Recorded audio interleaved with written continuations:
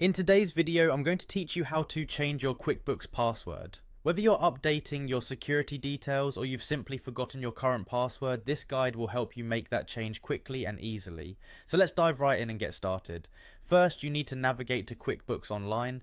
Open up your preferred web browser and type in the QuickBooks URL or search for it if you don't have the exact address saved.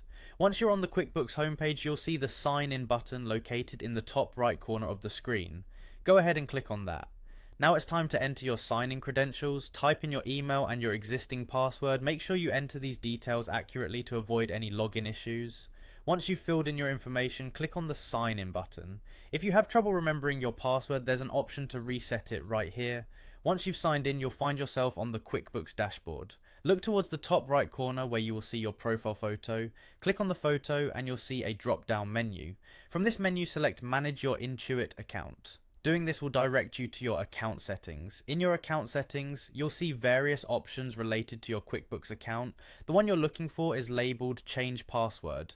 Click on this option to proceed to the password management area. Here is where you can type in your new password. Take a moment to think of a strong password that combines upper and lowercase letters, numbers, and special characters. A robust password will ensure your account remains secure.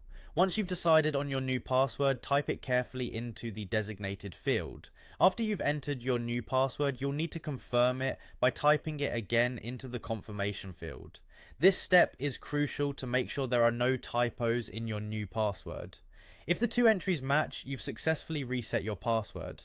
Finally, the last step is to save your changes. Look for the Save button, which should be clearly visible on the page. Click on it to update your password officially. You might get a confirmation message letting you know the update was successful, providing peace of mind that everything is now set.